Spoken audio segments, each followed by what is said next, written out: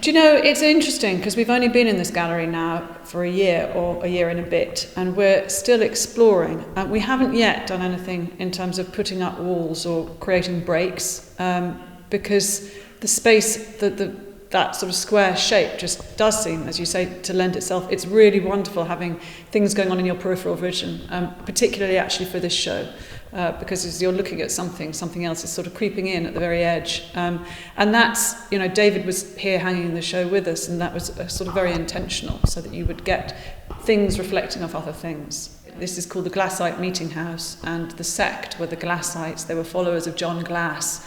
And yeah, 6-hour services on Sunday that were broken in the middle with a feast. And those are the feasting tables and the benches that they sat on to have their kale soup prepared by the housekeeper, who lived downstairs, and the offices which are also hung with art. So it is a wonderful building, but it's a building that couldn't be anywhere else. You know, it's an Edinburgh building, great thick stone, you know, huge windows. But what's really interesting, I think, from the outside is that you don't understand what it is until you're in it, because you don't get that sense of the top-lit cupola window above you until you're actually within the space. From outside, you don't see it at all because all of the windows have been blocked up. I mean, they were built to be blocked up. They weren't blocked up afterwards. The Glasites were very modest, and they didn't want to be at all overlooked.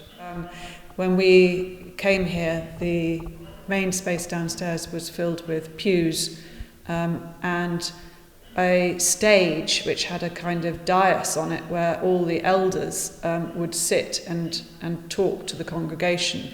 So, and it was very dark wood, and it hadn't really been looked after internally because it wasn't really clear how to make it work. So we had to do a great deal. The back of the gallery was a great deal higher than the front so that people at the back could see the elders, and so a lot had to happen to make it into a gallery space. And while we had this sense that it would be extraordinarily beautiful, it was quite difficult actually to envisage it until we'd done it.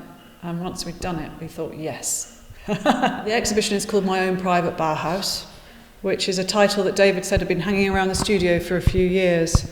And it's his, I suppose, it's 100 years since the Bauhaus was founded by Walter Gropius, and it's his tribute to that.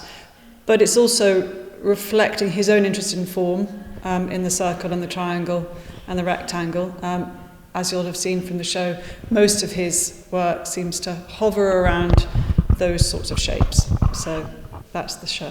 Very good. And what kind of attracted you as a gallery to making this current exhibition? Well, we've worked with David Batchelor for quite a long time, and we've not done a show of his work. He's been shown an awful lot in Edinburgh. He's had an exhibition at the Fruit Market and at the Talbot Rice Gallery.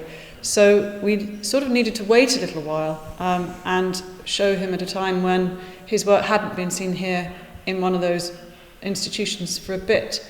But this is a very different sort of exhibition. The one in the Fruit Market was two-dimensional, paintings and works on paper. The one at Talbot Rice was sculptural forms, an awful lot of floor-based sculptural forms. And this is kind of both.